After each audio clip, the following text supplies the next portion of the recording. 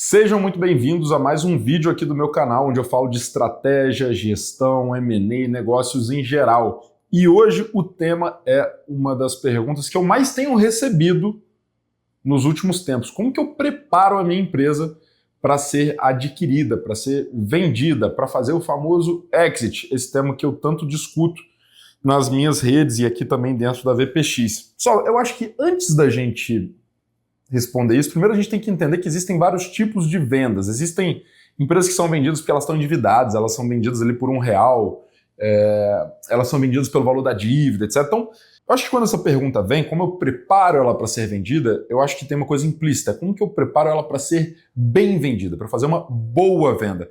E aí sempre me pega um ponto que é, o que é uma boa venda de uma empresa? Acho que talvez essa pergunta seja central e pouco discutida. E a conclusão que eu chego, ela é simples e complexa ao mesmo tempo.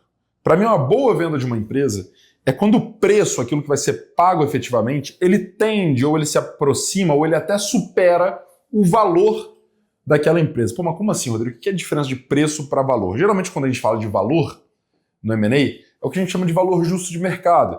Olhando para o mercado, olhando para o fluxo de caixa descontado, olhando para os parâmetros de deals comparáveis, o que é o valor justo dessa empresa? Essa empresa, ela, se eu comparar com isso tudo, olhar os fluxos de caixa futuro, essa empresa ela vale, por exemplo, 50 milhões. Não quer dizer que tem alguém disposto a pagar 50 milhões por ela. E não quer dizer que se alguém oferecer 20, o empreendedor não deva aceitar. Mas uma boa venda eu entendo que é quando o preço que vai ser pago ele tende a esses 50 milhões. Puta, cara, eu consegui um deal de 45, de 48, consegui um deal de 60. Meus advisors foram tão eficientes que eles conseguiram, inclusive, negociar um preço acima do que a gente acreditava que era o valor justo de mercado.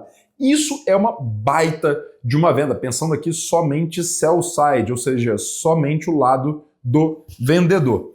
Isso não é o único ponto, né? O preço convergir para o valor justo, mas também garantir que os empreendedores, que os vendedores vão receber esse valor. Mas como assim, Rodrigo? Tem gente que vende e não recebe o que foi comprometido? Totalmente. Então, no primeiro caso, não basta eu ter negociado lá 60 milhões numa empresa que a gente achava que valia 50.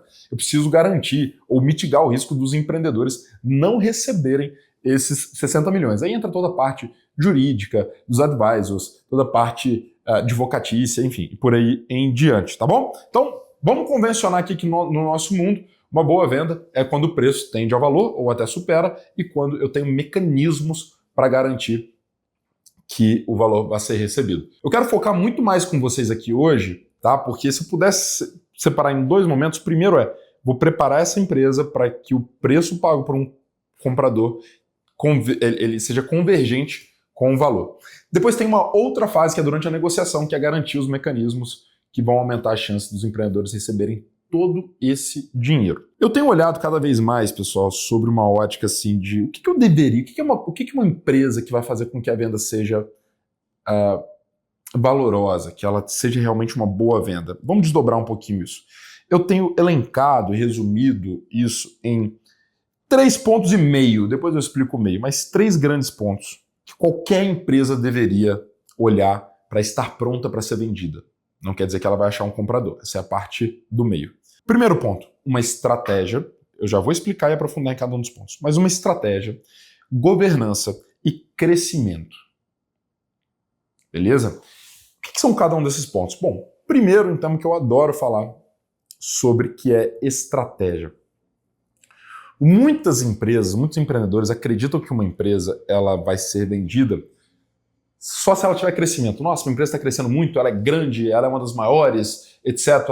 Ok, só que se esse crescimento de faturamento, esse market share que sua empresa tem, ele não se reflete numa última linha lá em geração de valor, lucratividade, rentabilidade, criação de valor, retorno financeiro dos acionistas, cada vez mais essas empresas têm perdido valor nos M&As. Não basta a empresa ser grande ou ela crescer muito. Ela também tem que ter um componente estratégico, ou seja, ter um modelo de negócio que seja matador. Ela tem que ter vantagens competitivas, ela tem que ser única no mercado.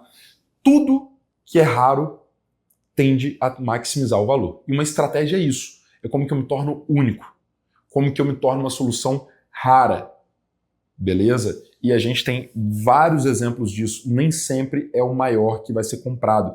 Eu tenho falado, inclusive, que boa parte dos compradores, eles têm comprado e buscado modelos de negócio vencedores, modelos com vantagem competitiva sólida, porque a máquina de vendas, a capilarização, o crescimento, muitas vezes é entre aspas, tá? A commodity. Esse cara que é o comprador, ele já tem uma máquina de vendas, mas ele precisa de uma solução, de um software, ou de um time, ou de um modelo operacional para depois ele impulsionar com o crescimento. Tá? Não estou dizendo que um é mais importante do que o outro, mas só crescimento não é suficiente. Legal? Então, estratégia, ser único, ser raro, ter margem, lucratividade e rentabilidade é fundamental.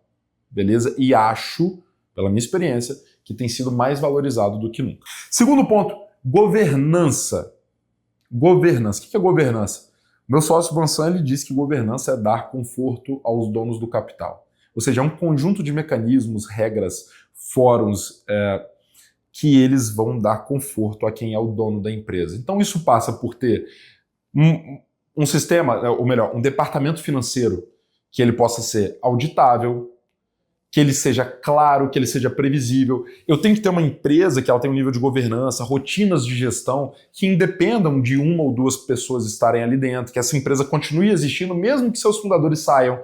Isso passa por metas claras, rotinas claras, incentivos, remunerações que sejam de fato saudáveis para o negócio e que tudo dentro da empresa busque o máximo de transparência. Então, esse segundo ponto da governança é fundamental. Eu posso ter uma empresa que gera caixa, posso ter uma empresa que cresce, mas se ela não tiver mecanismos de governança que tragam clareza e conforto para o eventual comprador, esse cara ele pode se afastar e falar, bicho, eu não sei onde que eu estou entrando.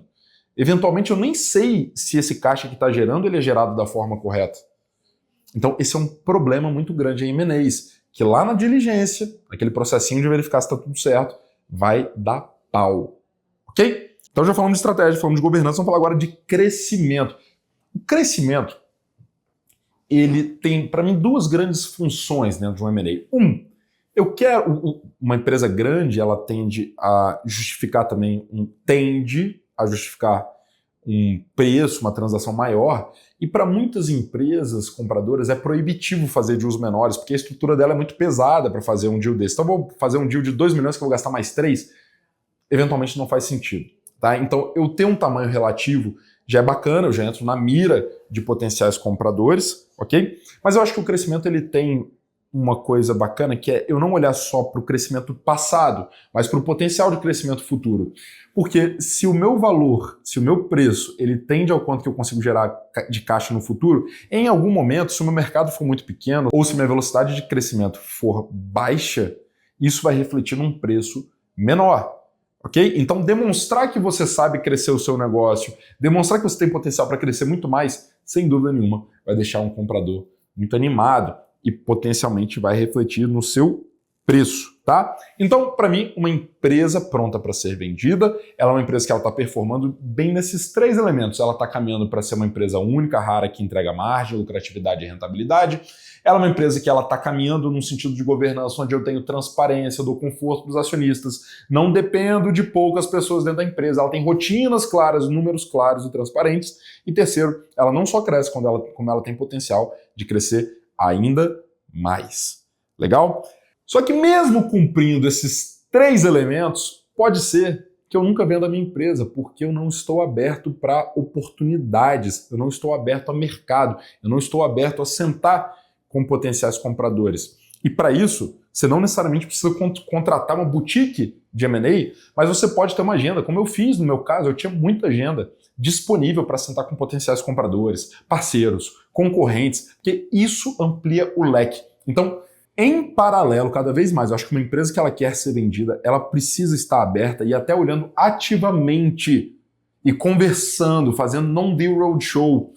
Ou seja, esses roadshows falando com potenciais investidores, compradores, sem uma expectativa clara de que eles vão colocar preço, vão comprar, mas está se abrindo ao mercado por 2 motivos.